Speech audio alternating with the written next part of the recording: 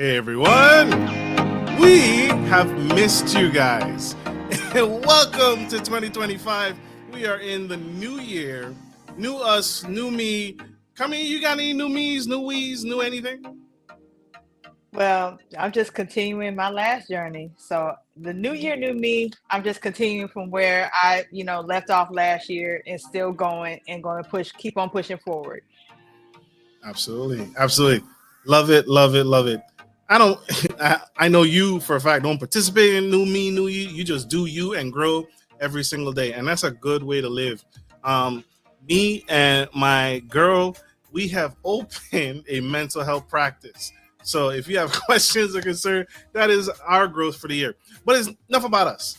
We have coming to the stage this gentleman, Mr. Brad Edwards. I found his brother on Instagram and stalked him for a second, found him, watched what he was doing, and he's doing something absolutely unique that made me really want to reach out to him because I think it's necessary.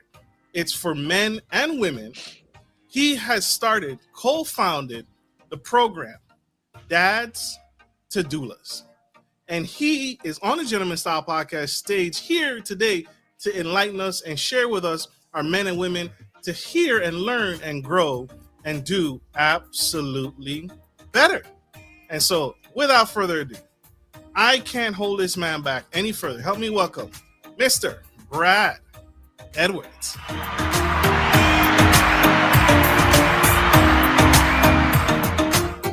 Welcome, sir. How are you? I'm well. Thank you for that beautiful introduction. Absolutely, absolutely. The resume is extensive, sir. You are doing the work. You are doing something unique to this work.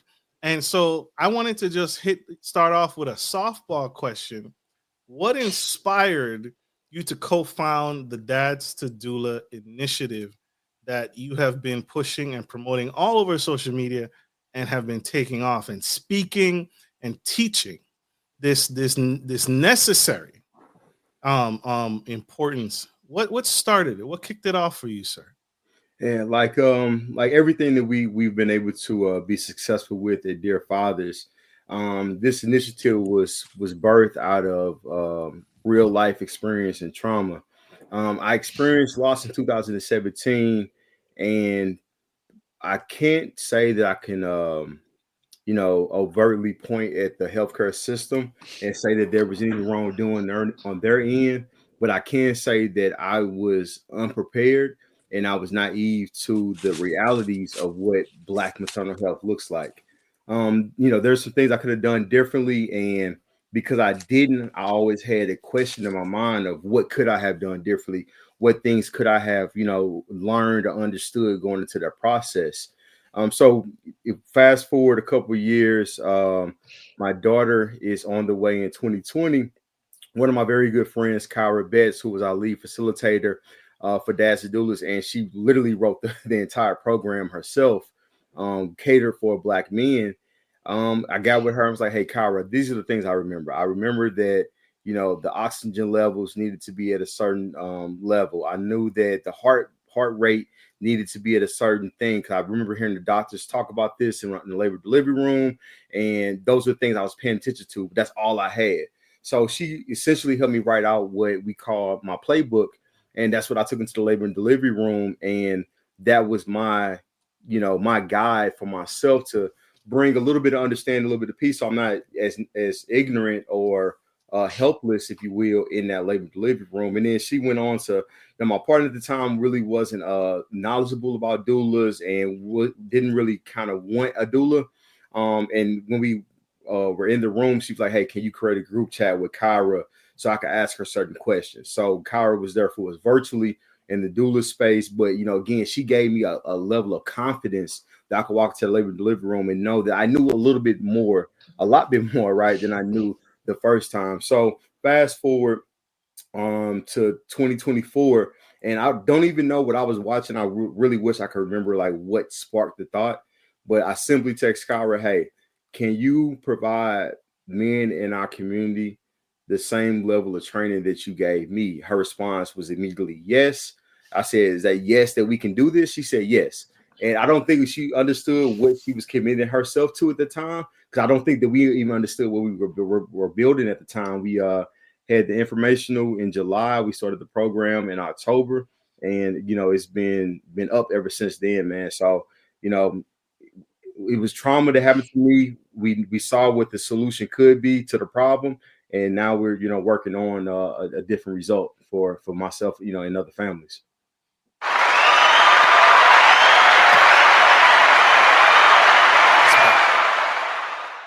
So I want to. What is a doula? Can you spread out that definition for us? What is a doula? Is it typically historically been women that were doulas, and now you are? I feel like you are pushing against that stigma. But what is a doula, and what has it been historically? Why the need? Yes. So historically, midwives have been a part of the birthing process for Black women, and midwives served, for white families as well. But Black midwives, midwifery has always been there for us, our people are concerned. And then doulas came into play. So a doula is someone that is there to be that advocate to help with the birthing process along with the doctors or whatever the case is. And I'm not looking to push against the stigma, right? So oftentimes men, especially Black men, are not included in any of the processes that relates to labor and delivery and the whole, realm of things. And that's what that's what we are looking to change. That's what we are going to change. So I'm not telling people to not go get a doula. I'm giving men the understanding of what these real numbers look like, right? So if I go walk in a room full of men that have no understanding what a doula is and don't really kind of know that much about what Black maternal health looks like, and I tell them, hey man, look, in 2022 in the state of Missouri, we lost 467 infants before the age of 1. If I tell them that 50% of the Black babies are 50% more likely to be in the NICU than any other race. If I tell them that 60% of Black maternal deaths are completely preventable, I may get your attention, right? So now you're like, oh, damn, I do have a homeboy or a cousin or a friend that had their child in the NICU. I didn't really know what the NICU was, but now I understand that's a preterm baby, and there's a different things that could happen that can be preventable. If I know that, okay, these Black women are dying, and if there's someone present and being an advocate for them and speaking up and saying and having their best interests at heart, because the historically the healthcare system has not, then I'm gonna step up a little bit more, right? I'm gonna understand and try to get some education and some training. So, but isn't that the doctors and the nurses? They're not there for the parents, the mother, the kids. They're not there for them. Well, unfortunately, in the healthcare system, because I work in that as well. I worked in the front end and as well as the back end with pushing paperwork. They are not here for women of minority and definitely Black women as they should be. So a lot of times we're screaming on the top of our lungs to get what we need for ourselves and our children, and they're basically pushing us in the back and telling, well, hey, there's nothing wrong, or they're trying to push us off as it's minor. It's a lot of issues in the healthcare system, and that's why we need so much support when it comes to, not saying other people don't need support, but I'm speaking as a Black woman. Just me as a Black woman alone need that support to in the healthcare system, just to go forward with even our reproductive system when we're sick, when things are wrong, because there's no one there that's actually speaking for us. If we look at literally the history of gynecology, they tested a lot of things. C-sections were tested on Black women. A lot of things were tested on us, and because they looked at us as not being human, right? They have a high tolerance of pain, and they can withstand things, and it's a really a nasty system. Kyra actually was a trainer in hospital systems, and when she realized that this is not going to be the way that she's going to be able to change how things are done and how Black women are treated, she quit, became a doula, and now she works for Generate Health, where they work in legislative the legislative world for, you know, maternal health, as well as being a facilitator for dear fathers. So yeah, as she said, like the system is really not made for Black women to be, you know, successful and healthy. Wow. Yeah. And just think about it like this as well. Being that I'm in medical insurance and I've been here for quite some time, you have a lot of medical insurance that won't even cover a doula or a midwife because they don't believe it's a real profession. Yeah, exactly. So right now, you know, we're working on Medicare bills that will be able to. I think Illinois just passed a bill to where Medicare will cover that, right? But we also have a new administration that clearly does not care about They do any not type care. of. I mean, any of So that. a doula is not covered by any insurance up Not until saying recently. not saying any, depending on the insurance, but primarily they don't look at it as a actual professional. So they actual professionals that are not licensed through the national board as an actual provider, they're not going to look at it as, oh, you know, they're a covered provider. They're not going to cover it at all. They're going to look at that. That's an out-of-pocket expense for yourself, and we're not going to even put that into your deductible or anything. That's on you. Yep. So there's a certain level of certification that a man or woman needs, but let's stay with men because that's what this is about, dads to doulas. A man needs to attain a certain level of certifications in order to receive payment Mm-mm. of compensation No, from insurance, or there's Mm-mm. none, it doesn't exist. doesn't exist. So it's on the family to pay this doula out of pocket. And Primarily, often, yes. so walk me through an example where a doula comes in handy. Let's say my wife is on the table and she's in pain. She's saying, "Hey, I'm in pain. Um, I need more whatever to help with the pain because it's unbearable." And she's saying this to the doctors and the nurses. Can you give me an example? Walk me through an instance where a doula is necessary and can step in and be that additional, because again, in my mind, sir, first off, Western medicine treats childbirthing like it's an anomaly, like it's an emergency crisis situation versus something beautiful and natural. They treat it like crisis, like get the baby out of there, do what we gotta do, versus a birthing center or maybe a home birth where you can take your time, you're in your comfort zone, you're in your own space. So again, I want to stick on. Give me an example of how a doula can step in and be that voice of reason, if you can play. Yes, I mean, so these are the type of scenarios that we go through in our classes, right? Kyra brings in, because she's had so many different clients, she brings in real world situations for us to navigate and kind of talk through. But in that particular situation, you know, everything goes according to the birth plan, right? But there is a situation where she's in pain, she needs X, Y, and Z. That doula will be able to effectively communicate with those providers to make sure that she's able to receive what she needs, right? Because as a Black man, a lot of times Black men are looking to speak up and communicate what that woman needs to these providers, but because he hasn't been trained on how to effectively communicate that without coming off as assertive and combative and aggressive, all these terms that they throw at a Black man that has a voice because he's concerned about this woman that he cares about, that's in pain, that needs this attention. We teach how to do that in a way that can be received, and what she needs can be actually done for her, versus an argument, pushback, you being kicked out the room, or whatever the case is. But that doula is there to, because she understands her, right? Oftentimes go into childbirth, that person that's coming in to deliver that baby, or these nurses, y'all don't have a rapport, you don't know this lady, you know what I'm saying? It's a first time kind of meeting. I know the person that was supposed to deliver, I think, both my kids, the actual doctor wasn't present. There were other people that were present for these births. So that doula has a personal relationship. They have learned to they have learned each other. You know, they've gone through this process for however many months, so she can speak better for her than her trying to speak out of pure pain in those moments. So again, it's a voice and it's an advocate for you in those times.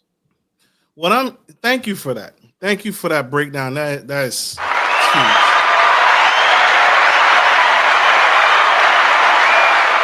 And I can see what you're saying, right? When a woman is in pain, she may not know or be able to think about the vernacular of what she needs, right? I need something to help me with the pain. That's all she can get out.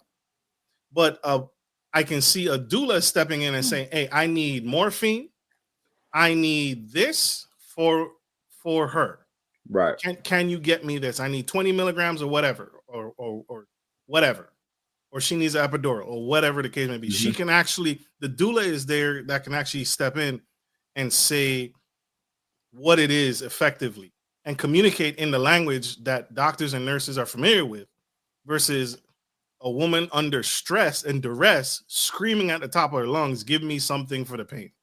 Am I hearing you right? Yeah, exactly that. Or the husband coming in and, again, he's under duress, right? In a state of panic, and he's yelling versus, being able to navigate the situation in a calm fashion. So a woman that's in that much pain, man, she should not be left to be able to have to sign paperwork or do any of that kind of stuff. Someone should be there for her that can do that. Sign paperwork. Who's having a mother in labor sign paperwork? You'd be surprised. You what? You try and verify insurance wow. Do you have your insurance? Do you have your insurance card? Oh my gosh. Do you have your insurance card? Do you have all your paperwork? They trying to hurry up and push that claim through as much as they can. We trying to get this money. That's why you see so many C-sections with women of color. Like they make more money off the C-sections than they do a natural birth. But I thought, so this is the ignorance coming out of me, right? I thought they were doing the C-sections because it's quicker than, like, if you're not dilating and you're not expanding, the C-section is like almost like an emergency. Like, okay, you're not dilating, this baby's ready to pop, we gotta get him out of you. Plus, the bill is racking up. I equate it to time, right? If you're not dilating and this baby hasn't come and it's been 12 hours, I'm equating that to time that you're paying for being in that bed. Now, so they just do the C-section. They're like, okay, let's get it out because this bill is racking up. That's what my mind tells me. This is the ignorance speaking. Well, with C-sections, you have to think about like this. It's a type of surgery. So they're having to bring multiple people in the room. Everybody's getting paid, from the assistants to the main professional. The facility charges is going to be there for how many days or whatever. The only reason why I can talk about this, Mr. Evans, I don't have any children, but I know about this because I've been in the medical field for quite some time on the front end and the back end. These claims are crazy. Everybody in that room is getting paid. The nurse, the doctor, the anesthesia. Not the doula. Don't start. This does not sound good when you say it like this. This don't typically feel... if there's somebody who's not a professional, they're gonna be looking at it like, what are they doing in the room? But when you're talking about a surgery, you're having the person who's doing the surgery. Let's not talk about if they got an assistant, the anesthesiologist if they need one, and if they got an assistant, they're getting paid too. Everybody who walks through that room is getting a check. They're getting paid. But if that woman is able to have a natural, successful, healthy birth, it's not as much money. Okay. It's not as much money because you don't need as many people to help that baby come. What do you lean towards? You're a doula, correct, Mr. Edwards? So, all right. So it's when you say doula, and again, I just want to make sure I'm clear on this for anyone listening. There is no governing body, right, of doulas. There's no like you become a board certified surgeon. There's not a board that certifies, right? So there's thousands of certification boards, if you will, for doulas. And you will leave a dash of doulas certified. But can you go on to other trainings? You can. I mean, if you look at most doula trainings, they're a weekend. We're doing this 2 hours for 6 weeks. So you're getting all the information, but I don't want to say, hey, I'm going to send this guy out to be a doula for someone else, right? Again, this is for him to have these tools, and he's getting legit full spectrum doula training. But it's all about how seriously he's going to take that afterwards to practice, before he goes into a situation. Okay, that's fair. There's no governing body. It's on the individual wanting to make an impact in maybe it just may be to the extent of his family, and that's it. Or he can choose to expand that further. Yeah, I mean, and then we had guys who came in that they don't have kids, they're not looking to have kids, don't even have a partner to have a kid with, but because they are community leaders and community fathers, they've come in and they take the information that they learn from us and they go out and spread it to the young men and the young women that they touch through their organizations or through their everyday community work. So, this is about spreading seeds of information and knowledge to be able to go into our community. So as much as I have men that talk about the barbers and the barbershops, I want them to talk about their experience in a certain hospital or their understanding of what these things look like and be able to help guide another brother to a doula that he recommends or to a hospital, because I know they have a great high risk center. Like, these are conversations that me and some of my buddies have had over the last couple of years, as we all have kids around the same age, and some have had NICU experiences and had high risk pregnancies and all that. So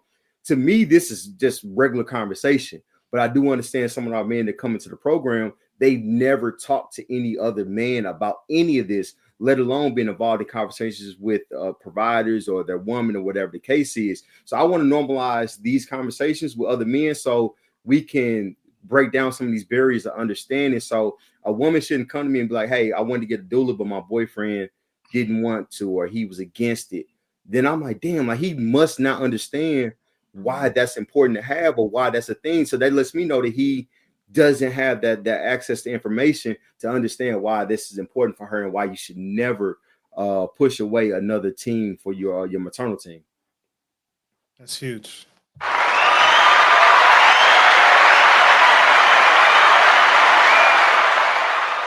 This is epic. We got to pay some bills, y'all. This is Gentleman Style Podcast Show.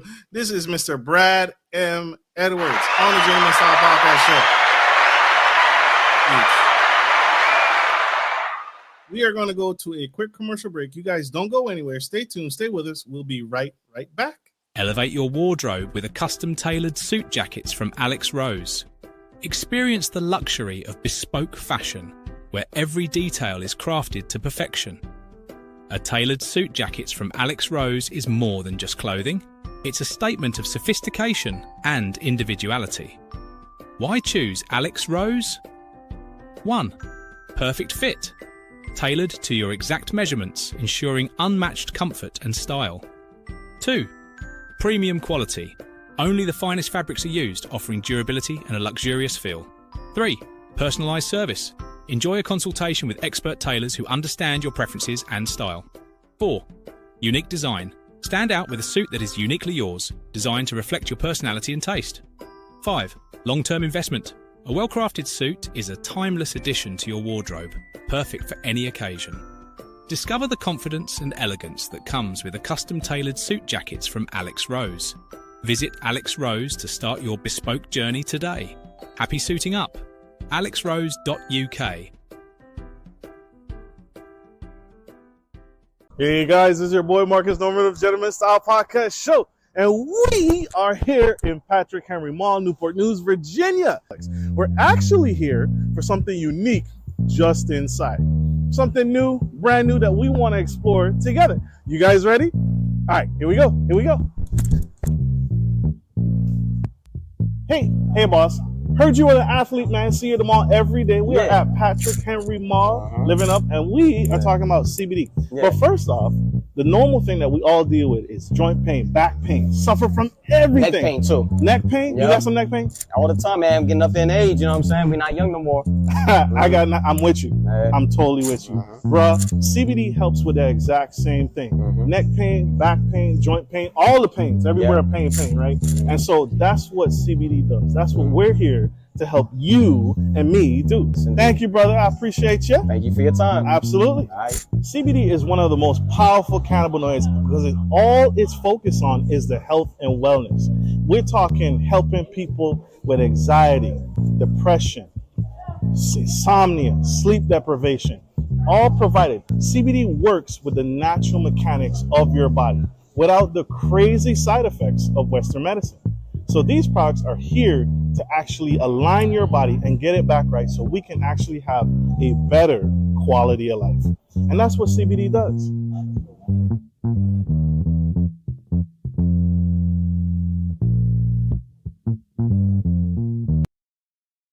We are back to the Gentleman Style Podcast Show, and we have the incredible Mr.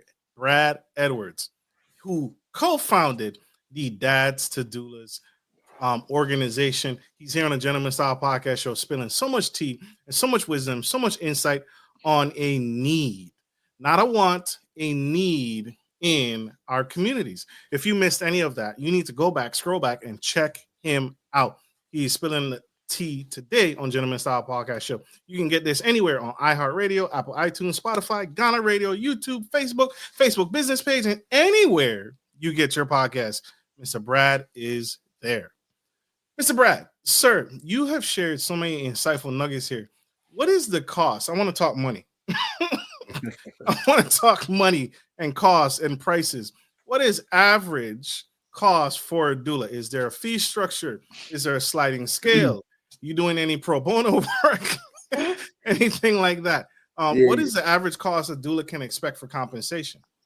So, well, one. So, all right. So, Dads to Doulas is an initiative and program under the Dear Fathers platform and umbrella, right? So, Dear Fathers is. We'll get to what Dear Fathers is in a second. But for the cost, there is no cost. The average doula training, I believe, is between $1,500 to $1,700. We're offering this course for free. We do have some corporate sponsors. We have a huge corporate that I can't speak on right now, but we'll drop that information here next month.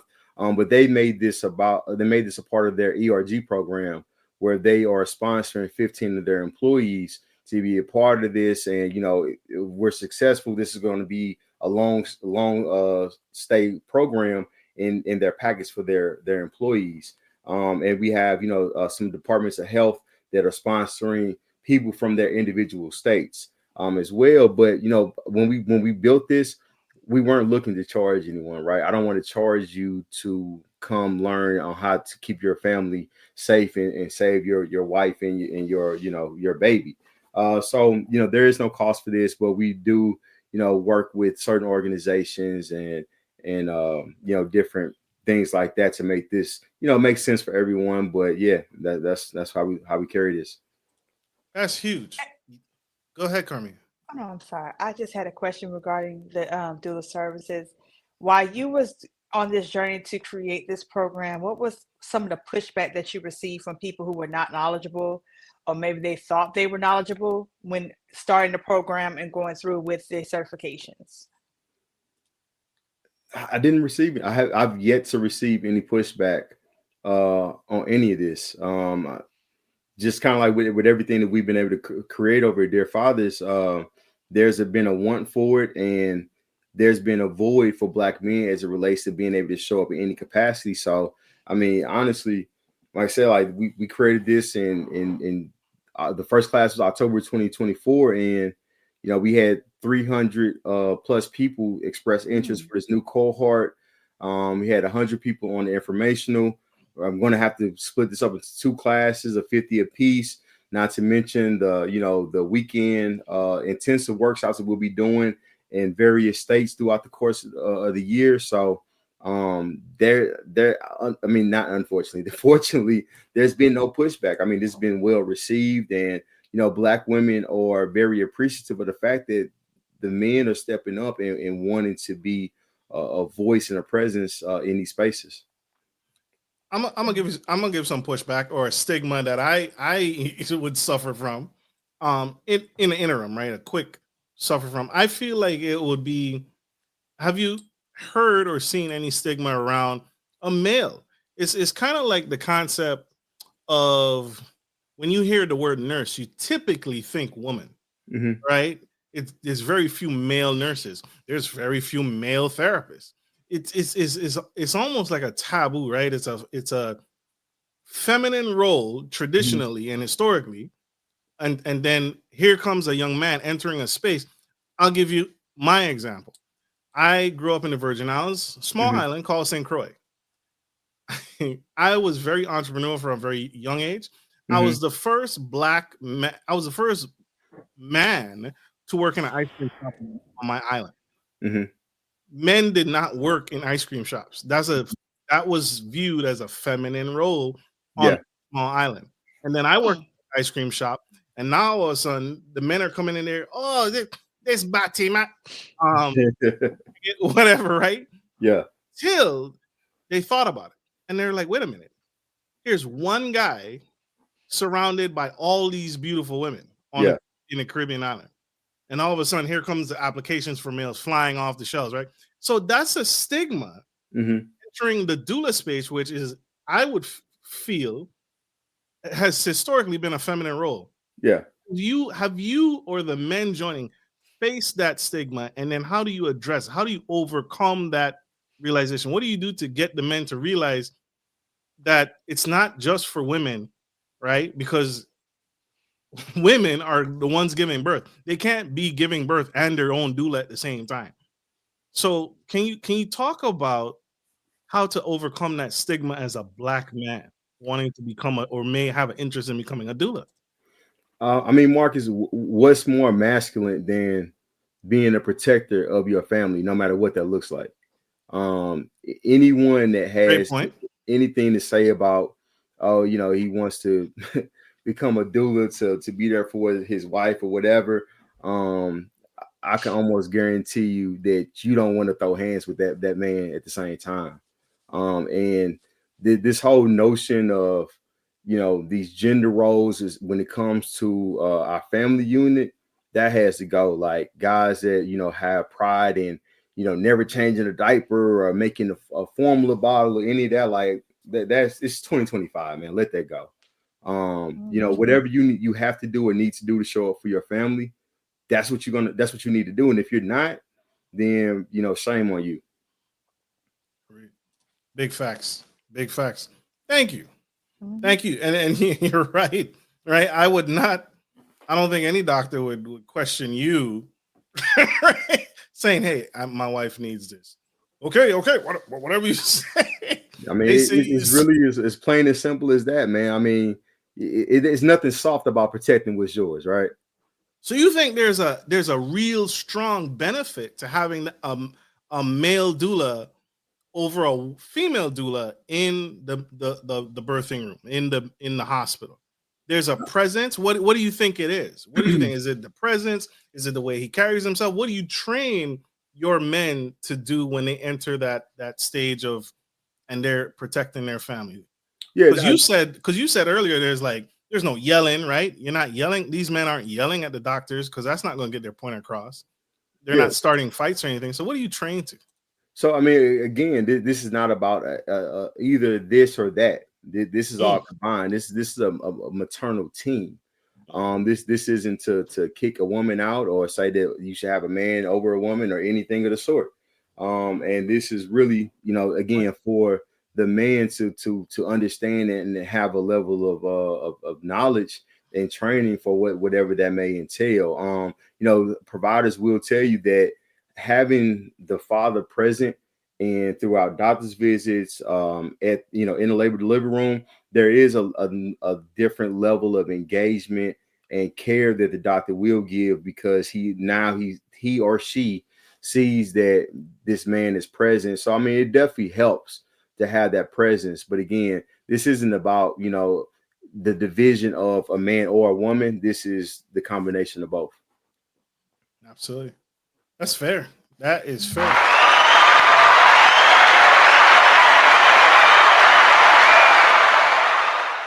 How how do you balance being a father and a doula at the same time within your household? How do you juggle that? Right. I mean, again, like, I don't have any. I mean, my kids are 3 and 4. So I'm not a practicing doula or looking to be anything of the sort. I'm just a maternal health advocate. So that's really what my role is right now. As long excuse me, as well as raising these 2 young children. So the beauty for me is, like, I have one of my best friends in New York. He is expecting his third child.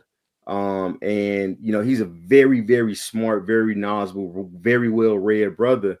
And he was at that information. He's like, man, I learned. He's like, I already know a lot, but I learned so much. And just being in this space with these 80 plus, 90 plus Black men that are all here for the same reason, it was empowering for him. So he's excited. Like, he just texted me earlier, like, hey, when the email coming out with the form so we can go to the next step. So, like, the men are thirsty and hungry for this, because not only do they learn this information, but they gain a community of other brothers that have shared experiences that can help them through. We had guys that were in their first trimester versus guys that were in their third trimester in this last cohort. Now the guy in his first trimester is like, man, I'm kind of, I feel like I asked too many questions. I don't want to get on the doctor's nerve. And the guy in his third trimester came off of mute immediately. It was like, hey, man, these doctor's visits are expensive. Ask every question, write those questions down. Don't leave anything on the table. Like, so they are helping each other through this process that is a life-changing experience. So this is just a beautiful thing, man, and it's a new sense of community for some of these guys that don't necessarily have that. That's huge. What areas are you currently training in? What city, states are you currently training in? It's a nationwide situation, right? We had men from 8 different states in our first cohort, and I couldn't even tell you the amount of states that we had on this last call. We even had one guy that was calling in from Germany. It's like, hey, based on time differences, how can we can we record classes? How does that work? So, again, like I said, we are under the platform of Dear Fathers. Dear Father started in 2019 by Jesse, Alex, and Lamar Johnson. I joined the team probably 5 months in, and that's when we started our first initiative, which was Straight Mental. Through Straight Mental, we helped 5,000 Black men come in contact with mental health professionals and kind of gave them their first taste of therapy and what that looked like. So, mental health has always been a big part of what we do at Dear Fathers. But within our platform, we have 400,000 followers on Instagram. We reach 15 million accounts every month. We have a 10,000 plus newsletter that goes out weekly. So, this is something, again, that it's going to be nationwide, and, who knows where it goes from there. But, guys going to come from all over. And that's the very cool thing as well, because you have guys from Memphis, North Carolina, California, Texas, Missouri, Ohio, Louisiana. So all these guys are coming in and they're all having these conversations. So something that he experienced here is going to help this guy here and help him navigate something here. So it's all just a working system for us all to come together and, be able to uplift and empower one another. So that's the goal. That's the goal, is to touch nations, right? This is not a U.S. thing. This is a worldwide problem that you're seeing. Yeah, and it looks different in some countries versus ours. I mean, for us to be America and have, all of the first world things that we have third world healthcare when it relates to Black women. So this is very much, we'll tackle the world when we get there and other stuff. But right now I'm focused on what's, here in our backyard. Missouri has a Class D according to the March of Dimes report. We have a lot of states that need a lot of help, and some states are better than others. But as far as much as we can help men in the United States get to where we need to be at, that's our goal and our focus. Super.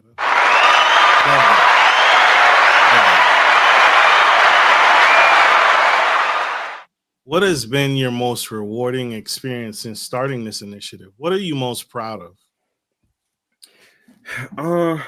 I mean, we're very young still. So, there's been no huge thing, right? But the fact that we had 30 plus men that trusted us and went through this process, and they're really using. I talked to one of the guys last weekend. They're looking at home births, and his fiance or his wife went to go through it a certain way. He was like, no, like this is how we need to do it. And this is because he learned that through the program. So now he knows how to navigate that, who they need to talk to, and what that process looks like. So I'm proud that I had 100 guys on a Tuesday in January come sit on this Zoom call for 2 hours because they see the importance, and this is somewhere they want to be and they want to learn with us and they want to, help their family. So, you know, I may not ever know it, but at some point we're going to save some lives. In the labor and delivery room, we're going to save some relationships because we talk a lot about postpartum and what that process looks like, not only for the woman, but also the man, and how to navigate through those systems. So, I mean, if we can build stronger Black families through this program, then that's more than what I could have even imagined. That's big. That's big. That's really, really big. Can you share 3 things that you teach on, some topics that just men don't know about? Can right here, right now, can you share 2 or 3 things that is a common misconception around doulas and the birthing process that men just need to be aware of, but we're not aware of, and we need to get past it? I'll give you 3 things as it relates to 3 topics that we talk about in the program that I always point out to men, like, hey, this is something that you need to know. One, that's the history of birthing. And that's how midwives and doulas have been a part of the Black culture of birthing. Also within that is the history of gynecology and how Black women had been treated from day one. Understanding that helps you understand a lot more about what goes on currently, and understanding how this system, if we understand racism and slavery and all that, they understand the history of gynecology and how's that currently plays a part in how things go in those labor delivery room and these hospital systems, as the sister shared earlier. The second thing is lactation. This is something that I experienced and learned myself. She was unable to kind of do some things as it related to breastfeeding, and I'm like, okay, well, no big deal, like we'll just do formula. And I didn't at the time understand the psychological things that she went through and what that felt like for a woman that is, her body is made to provide nourishment for this child. And if that's not able to take place because the baby isn't latching, or you have health issues that may be preventative for you to do this in a healthy way, that affects her mentally and emotionally. And men need to understand what that looks like, so you can understand what she's going through. And you can't feel this. Your body didn't go through all these hormonal changes, and you don't have these urges and feelings and all these different things that she's going through, but you need to be able to understand and help her through that, so that she's her best version of herself, not only for herself but for this child. And just be present in that. And then the third thing, and this was probably the most important for me, because I had my baby during COVID, so we were locked in, confined with one another. Understanding what postpartum depression looks like for her, and understand that whatever's going on, 9 times out of 10, it's not about you, bro. It's about her. It's about the fact that she went through this crazy this crazy physical changes, these hormonal changes. Her body's out of whack. She just went through a whole hell of a lot. So giving her a wild level of grace, and also understanding that you just went through a situation as well, to where now you're providing for another life that wasn't there for you. The first, when your baby turns 1 month, that's your first time being a parent of a child at 1 month. That's your first kid. If this is your second or third kid, this is your first time being a parent of 2 kids and this child at 1 month.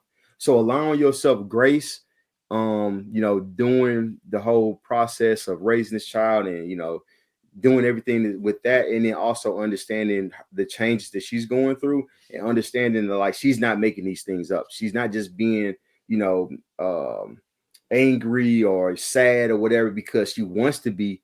No, man, it's a lot of things going on that she necessarily can't control. So those would be the three different topics that I would emphasize. I had absolutely no clue that that's something that mentally can play a mental toll on a new mom, and not even, maybe not even a new mom, but a mom in general. Yeah. That the toll of not being able to nurture her child can play on her, and so that's huge. And then you're right, right? She's going through it mentally and emotionally, and it has nothing to do with me. And to be able to push through that and grit and bear and be there for that. That is postpartum depression always a factor after childbirth, or no? You know, I think it could be case by case, but I mean, a lot of times It it shows up. is. And you know, I've had many heated conversations, if you will, with men. It's like that ain't real. I'm like, bro, how can you say it's not real? Like, how can you say that this I mean, lady it's that great. carried this baby for 9 months and is, you know, going through all these changes that she's not feeling the way she's feeling, man. I just sometimes the way that some guys can try to downplay the experience of a woman, I just it's different, man. Having a child, you know, I like I said, I don't have any children. But at the same time, that's like a man downplaying a menstrual cycle. You get it every month. You should be used to it by now. You must want a shoe upside your head this common day. You get it. You must be used to this by now. Like, there ain't nothing. Well, how about you go through it every month? Let's see how you work. Or how about you guys are not, of course, you're not designed to go through that. So you'll never know that. But your understanding is needed while the woman is going through these processes, whether it's a menstrual cycle or whether they're going through their, you know, process of giving birth and you know, the things that they're going through afterwards. Because I've had a lot of, you know, friends, they've had to post, I'm sorry, excuse me. They've had that cycle that they're going through afterwards, and not everyone had a great time, you know, an easy time with breastfeeding or trying to readjust with a new baby. It's a time, and everybody's not having a good one. Yeah, for sure. Do you think all men should become doulas? Because you mentioned that there are men who don't have kids, don't, you know, have a girlfriend to have kids with. Do you think all men should become doulas? I mean, I think at some point all men should have an understanding of what this looks like. I think that changes the way that we look at and respect one another by just having an understanding, right? I feel like oftentimes the vision is not having simple conversations or being able to have a level of relation to whatever's going on. So do I think that every man should become a doula? Of course not. Do I feel like every man should have some level of understanding of what these things look like? I do. Yeah, especially like, you know, if you're in a relationship or, you know, whatever the case is. I just feel like to learn each other a little bit more brings us a little bit closer together. That's huge. Why do you think there's such a gap in men not being aware of what happens with a woman's body or being so disconnected from a woman's body? Why do you think that happens? And because you are an enigma, right? You are in a space again because of experiences, and we all are. We're made up of life experiences that make us who we are, right? And your life experiences led you down a path to enter a space and create change for the better. And so, why do you think you or me were never brought up to, hey, you need to understand a woman's body. You need to be more sympathetic to a woman and what she goes through. Why do you think that is, Mr. Edwards? For the simple reasons you said earlier about a male being in a space that has been historically designated for women, right? We have a lot of archaic views in this society, and one of those is not to include men in certain conversations, and definitely not the conversations that revolve around the reproductive system of women, and all of those things. It's like, okay, like, this is, what's the old saying, mama's baby, daddy's maybe. So, I think it's always been a thing of, he'll be here when he's here and all that. And we have a new generation of fathers, which is also something that we highlight a lot of, dear fathers. I can't say that my dad probably ever changed one of my diapers before. And, He again, didn't. I can't say he did. I mean, as far as I talked to him, like, I don't think he ever did. He was a provider. I go work, I do X, Y, and Z. Whereas, we're in a generation now where we all wearing multiple hats. So the conversation was never geared towards us. And honestly, within the last decade is when men are really in those labor delivery rooms, also often being like, the woman and her mom or aunt or grandma or whatever the case is. But you're seeing a lot more men be a lot more hands-on with the whole process. And, a lot of these gender roles are really, going out the pasture. Like, it just doesn't make sense anymore. We all work, when Black women have the highest levels of education in the country. Black women in the state of Missouri own businesses more than any other race and gender. Like, it's a whole lot of Black women bosses out here, right? And that's why, they don't necessarily need us for a lot of different things. You know what I'm saying? So men have to kind of step up and take control of some different things, and be a part of this unit and work together. Facts. Hashtag facts. Carmen, you think all men should become doulas or be trained in a doula role? Just as Mr. Edwards said, I think they should have an understanding.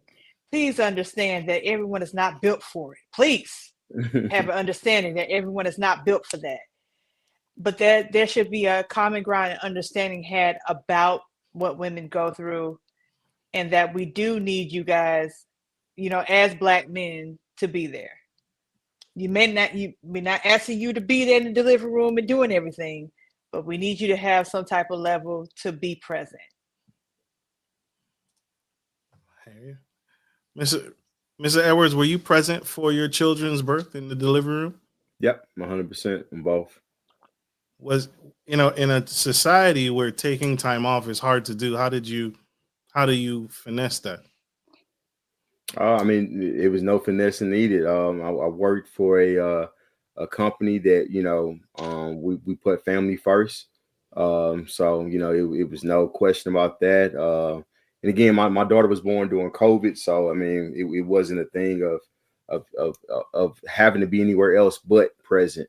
And I think that has really kind of molded me to be the father that I am now, because for the first year of her life, I was there literally every day. Right. So that's all I know is the first year. Yeah, she was born in May of 2020. The world shut down in March. As a matter of fact, we had her baby shower was on March 14th, and the next week is when the world went into lockdown. So her first year of her life, all she saw was myself, her mother, her mother's family, and my family. So she didn't know anybody else, didn't go to daycare or any of that stuff. And a lot of COVID babies are the same way. Like, they grew up that first year and a half with just their parents in the family. Incredible. Absolutely fascinating. Sir, I'm a cheat, right? Because this is our show. What tips or advice you would give to me in wanting to be a better servant to my partner? And what's one thing you could share with me that say, hey, Mr. Norman, do this and you'll be 50% better than the rest of the men out there not doing this thing? this one thing? I think honestly is really as simple as, can you guys hear me? I can now. Yes, we can now. All right. I feel like we had a little bit of lag there. It was, but you're back.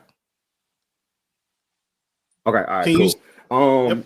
I would say, yeah, I would say just, I mean, I think it's honestly as simple as just sitting down and having some difficult conversations and just having an understanding of whatever it is that she's seeking, and also speaking for yourself as well. Like, the happy wife, happy life is cool, but we got to have some understanding from where we're coming from as well as men, right?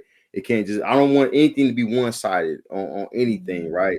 I really truly believe in team efforts and us making both of us making real strides to understand one another, and just I believe in communication across the board. Absolutely. Absolutely. This has been epic. I thoroughly enjoyed this. Sir, how can moms, husbands, fathers, potential fathers, P-fathers connect with you and become a part of this movement? How can people connect? How can men get on board and tune in to be better fathers and husbands and be trained in the ways of the Doula Sensei?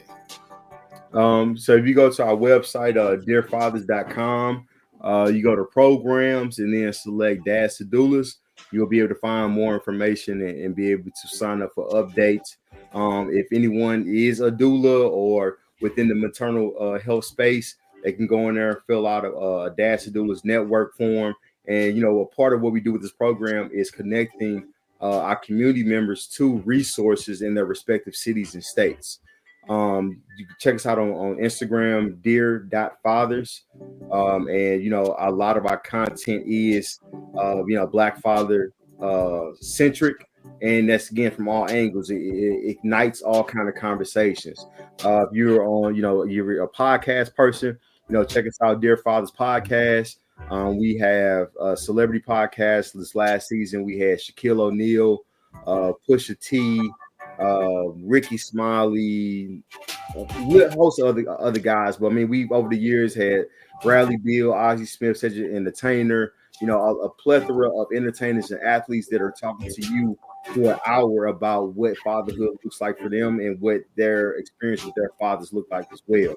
There's writing storytelling series on our website, Dads and Deliveries, where you have men that are talking about their experience in the delivery room, and you are able to learn about what these guys went through, and that'll help you through your situation. We have a storytelling series for Black women, memoirs to our fathers, where Black women are able to talk about the impact that their father had on their life, whether he was there or not present.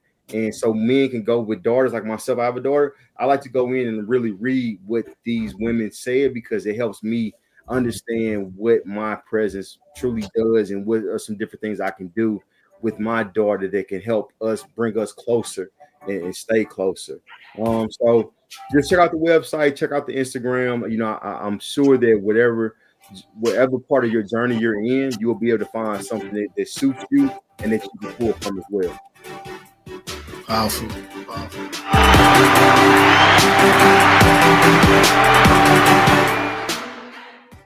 Carmia, wow. Carmia, you got anything for our audience? Well, this is our first interview of 2025. We're going into I'm going to call it, we're going into a weird year, but it's going to be a good one. I think we need to, look after each other, as we all know, be kind to each other, but, also respect each other in the same breath. Absolutely. I got nothing. I can't come behind these two great people. This has been an incredible show. I hope this message has helped you all. This has served me. I hope it has served you all, and I hope you all get connected. The train has left the station, but it's not too late to hop on board. This is necessary. And sir, Mr. Edwards, I want to say this to you publicly. You are necessary. Don't ever quit. We appreciate you. Thank you for having me this evening. It's been a great conversation, and it's definitely, it's going to push me to go a little bit harder, a little bit farther. So thank you guys today. Absolutely. Thank you all for tuning into the Gentleman Style Podcast Show. I hope this message was helpful. We got to let this man go. He got many more men to trade and many more lives to impact and change, because we are going global. Like we end every show, take care of your friends, take care of your families, and always take care of business. This is Marcus, your favorite gentleman, and Carmia Wells, the unorthodox Southern Belle. And Mr. Brad. Oh. Love you guys. Peace.